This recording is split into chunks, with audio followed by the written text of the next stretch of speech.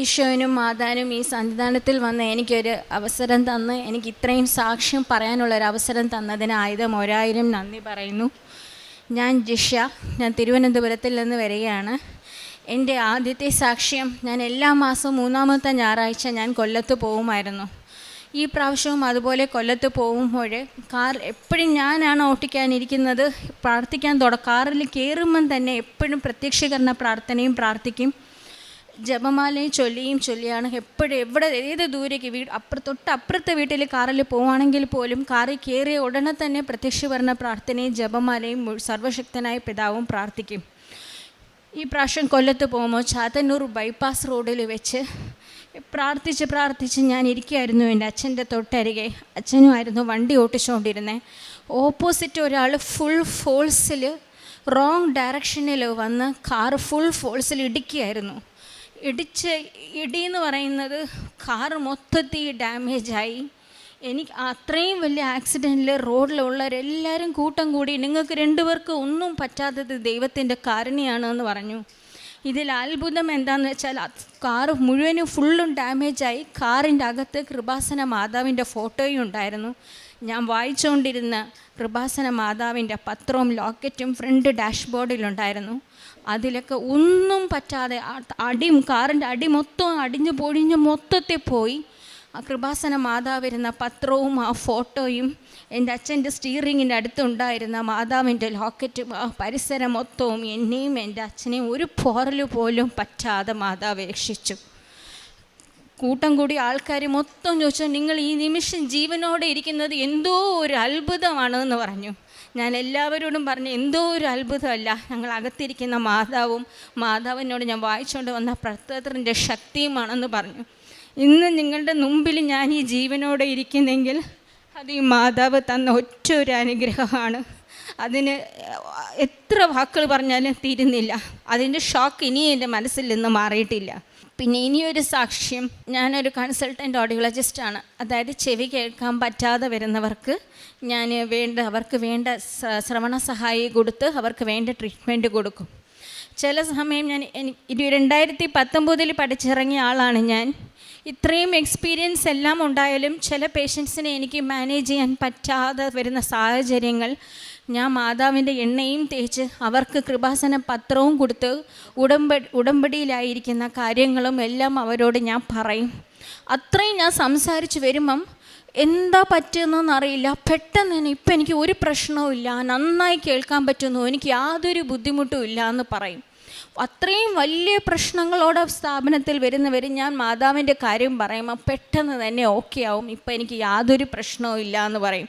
അതിന് എൻ്റെ എത്ര വലിയ പ്രശ്നവും ഞാൻ മാതാവിനെ ഓർത്ത് എൻ്റെ ഉടമ്പടി എണ്ണയും കയ്യിൽ തേച്ച് തൈലവും അവർക്ക് കൊടുത്ത് വരുമ്പോൾ ആ പ്രശ്നം നിസ്സാരമായി തീരും. ഞാൻ എൻ്റെ 16-ാമത്തെ വയസ്സിൽ +2 കയറിയപ്പോൾ കണ്ണാടി വെച്ചതാണ്. പക്ഷേ ഞാൻ കണ്ണാടിക്ക് വേണ്ടി മകനോട് പ്രാർത്ഥിച്ചിട്ടൊന്നുമില്ല. പക്ഷേ ഇപ്പോഴാണ് മനസ്സിലാക്കി, ഞാൻ പ്രാർത്ഥിക്കാതെ തന്നെ മാതാവ് എൻ്റെ കണ്ണിന് കാഴ്ച വന്നു. എൻ്റെ അച്ഛൻ ഫ്രണ്ടിൽ വന്നാൽ പോലും എനിക്കറിയത്തില്ലായിരുന്നു. ആ കണ്ടീഷനായിരുന്നു എൻ്റെ. ഇന്ന് ഞാൻ കണ്ണാടി ഇല്ലാതെയാണ് ഈ സന്നിധി വന്നത്. മാതാവ് എനിക്ക് ഉണ്ടാക്കിയ അത്ഭുതം. ഇന്ന് എനിക്ക് 62 വയസ്സായി. 62 വയസ്സായപ്പോൾ മാതാവ് എനിക്ക് തന്ന ഏറ്റവും വലിയ അനുഗ്രഹമാണ് ഇത്. ഇതിനപ്പുറം എനിക്കൊന്നും പറയാനില്ല. അമ്മയ്ക്ക് 1000 നന്ദി പറയുന്നു. കാരുണ്യ പ്രവൃത്തി ഞാൻ എല്ലാ എൻ്റെ ക്ലിനിക്കിൽ ഒരു മൊത്തത്തിൽ വെടിപൊട്ടി ചെവി കേൾക്കാൻ പറ്റാത്ത വന്നൊരു പേഷ്യൻറ്റിന് ഞാൻ ശ്രവണ സഹായി അവർക്ക് എന്നാൽ കഴിയുന്ന നല്ലൊരു മിഷൻ ഫ്രീ ആയിട്ട് കൊടുത്ത് അവരെ സഹായിച്ചു. എന്നിട്ട് അവർക്ക് മാതാവിൻ്റെ പത്രവും എണ്ണയും എല്ലാം കൊടുത്ത് കറക്റ്റായിട്ട് ഇവിടെ വരാൻ പറഞ്ഞു. ഉടമ്പടി തൈലവും എല്ലാം അവരുടെ കൊടുത്തു. അത് ഞാൻ ചെയ്ത എൻ്റെ മനസ്സ് നിറഞ്ഞ് എനിക്ക് ഒത്തിരി തൃപ്തി കിട്ടിയ ഒരു ഇതാണ്. പിന്നെ അത് കഴിഞ്ഞ് ഞാൻ പത്രം ബസ് സ്റ്റാൻഡിലെല്ലാം കൊണ്ടുപോയി കൊടുക്കാറുണ്ടായിരുന്നു. ഹോസ്പിറ്റലിലും പത്രവും ഉടമ്പടി തൈലവും എല്ലാം കൊടുത്ത് അവരോട് മാതാവിൻ്റെ കാര്യങ്ങളെല്ലാം എനിക്ക് തന്ന അനുഗ്രഹങ്ങളും എല്ലാം അവരോട് പറഞ്ഞു, അവർക്ക് വേണ്ടി പ്രാർത്ഥിക്കുകയും ചെയ്യുന്നുണ്ട്. എല്ലാത്തിനും മാതാവിനും ഈശോയ്ക്കും 1000 നന്ദി. ഉൽപ്പത്തി 28:15 ഇതാ ഞാൻ നിന്നോട് കൂടെയുണ്ട്, നീ പോകുന്നിടത്തെല്ലാം ഞാൻ നിന്നെ കാത്തുരക്ഷിക്കും. ജിഷ എന്ന ഈ അക്രൈസ്തവ മകളും അമ്മയും കൃപാസന മാതാവിൻ്റെ സവിശേഷമായ സംരക്ഷണത്തിൽ ലഭിച്ച അത്ഭുതകരമായ അപകട സംരക്ഷണവും മകളിലൂടെ മറ്റനേകർക്ക് ലഭിക്കുന്ന നന്മകളെയുമാണ് ഈ അൾത്താരയിൽ സാക്ഷ്യപ്പെടുത്തിയത്. മകളുടെ അപകടത്തിൻ്റെ തീവ്രത മുഴുവനും ഹൃദയത്തിൽ പേറിയാണ് സംസാരിച്ചത്. മകൾ സൂചിപ്പിക്കുന്നുണ്ട്, ഓരോ യാത്ര തുടങ്ങുമ്പോഴും അമ്മ മാതാവിൻ്റെ ഒരു ചെറിയ ചിത്രം ആ കാറിനകത്ത് സൂക്ഷിച്ചിട്ടുണ്ട്. അതോടൊപ്പം ജപമാല സൂക്ഷിച്ചിട്ടുണ്ട്. കൃപാസനം പത്രം എപ്പോഴും ആ കാറിനകത്ത് ഉണ്ടാവും. അങ്ങനെ അമ്മയോട് ജപമാല ചൊല്ലി പ്രാർത്ഥിച്ച്, പ്രത്യക്ഷീകരണ പ്രാർത്ഥന ചൊല്ലി പ്രാർത്ഥിച്ചാണ് ഓരോ യാത്രകളും മുന്നോട്ട് പോകുന്നതും പൂർത്തീകരിക്കുന്നതും. അതുതന്നെയാണ് മകൾ ഈ അൾത്താരയിൽ നിന്ന് സന്തോഷത്തോടു കൂടി ഏറ്റുപറയുന്നതും. കാറ് മുഴുവനും തരിപ്പണമായി പോയെങ്കിലും കണ്ടു നിന്നവർ ഉള്ളിലുള്ളവർക്ക് ജീവനുണ്ടോ എന്ന് സംശയിച്ചെങ്കിലും അമ്മ മാതാവ് അത്ഭുതകരമായി പോർവൽ പോലും ഏൽക്കാതെ ആ വലിയ അപകടത്തിൽ നിന്ന് പൂർണ്ണമായി ആരോഗ്യത്തോടെ സംരക്ഷിച്ചുവെന്ന്. ഇത് പരിശുദ്ധമ്മ നമുക്ക് നൽകുന്ന സവിശേഷമായ സഹായമാണ്. ദുരന്തങ്ങൾ വരുന്നു, പ്രാർത്ഥിക്കണം എന്നതാണ് ഈ ആലയത്തിൽ പ്രത്യക്ഷപ്പെട്ട ദിവസം അമ്മ കൈമാറിയ സന്ദേശം. അതുകൊണ്ട് ആരൊക്കെ ദുരന്തമുഖത്ത് അമ്മ മാതാവിൻ്റെ സന്നിധിയിൽ ജീവിതം ചേർത്ത് കൊടുത്തുകൊണ്ട് അമ്മയെ വിളിച്ച് പ്രാർത്ഥിക്കുമോ, അവരെത്ര കണ്ട് ക്ലേശത്തിലാണെങ്കിലും മരണം മുൻപിലുണ്ടെങ്കിലും അതിൽ നിന്ന് അത്ഭുതകരമായി രക്ഷിക്കുകയും ഭാരങ്ങൾ ലഘൂകരിക്കുകയും ജീവനെ കാത്തുകൊള്ളുകയും ചെയ്യുന്ന അമ്മയുടെ സവിശേഷമായ സാന്നിധ്യം ഈ അൾത്താരയിൽ നിരന്തരം മക്കൾ ഏറ്റുപറയാറുണ്ട്. അതിൻ്റെ മറ്റൊരു സാക്ഷ്യമാണ് ഈ മകളുടെ വാക്കുകളിലൂടെ നാം കേട്ടത്.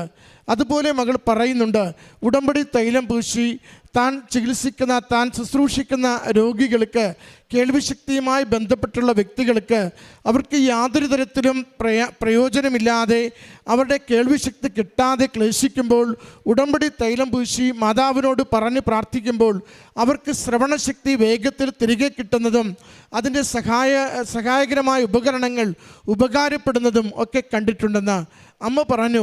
ഏതാണ്ട് 10-40 വർഷത്തോളം ഉപയോഗിച്ച കണ്ണട ഉടമ്പടി എടുത്തതിന് ശേഷം എടുത്തു മാറ്റുവാനും ഒരു സാധാരണ രീതിയിൽ വ്യക്തമായ കാഴ്ചയോടുകൂടി ഈ 62-ാമത്തെ വയസ്സിൽ കണ്ണട ഉപയോഗിക്കാതെ വായിക്കുവാനും കാണുവാനും സാധിക്കുന്നതിനെക്കുറിച്ച്. പ്രിയമുള്ളവരെ, ഉടമ്പടി ജീവിതം നമ്മളെ എപ്പോഴും ദൈവത്തിന് ഉടമസ്ഥതയുള്ള ജീവിതത്തിന് ഉടമകളാക്കുന്നു.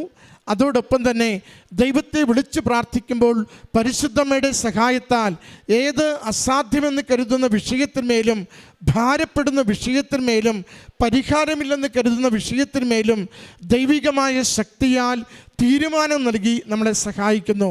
നമ്മുടെ ജീവിതങ്ങളെയും വിഷയങ്ങളെയും അമ്മയുടെ കരങ്ങളിലേക്ക് ഏൽപ്പിച്ചു കൊടുത്തുകൊണ്ട് വലിയ സഹായത്തിനു വേണ്ടി പ്രാർത്ഥിക്കാം. ഈ കുടുംബത്തിന് ലഭിച്ച സംരക്ഷണത്തിനും അനുഗ്രഹങ്ങൾക്കും അമ്മ മാതാവിനും തിരുക്കുമാരനും നന്ദി പറഞ്ഞുകൊണ്ട് കരങ്ങളടിച്ച് ഈ സാക്ഷ്യം നമുക്ക് സമർപ്പിക്കാം. അത്യപൂർവ ദൈവാനുഭവങ്ങൾ ഇനി നിങ്ങൾക്കും സ്വന്തം. ഈ യൂട്യൂബ് ചാനൽ ഇതുവരെ സബ്സ്ക്രൈബ് ചെയ്തിട്ടില്ലെങ്കിൽ ഇപ്പോൾ തന്നെ സബ്സ്ക്രൈബ് ചെയ്യുക. ഈ വീഡിയോ ഇപ്പോൾ തന്നെ നിങ്ങളുടെ സുഹൃത്തുക്കൾക്ക് ഷെയർ ചെയ്തുകൊണ്ട് കർത്താവിൻ്റെ പ്രേക്ഷിതരാകുക.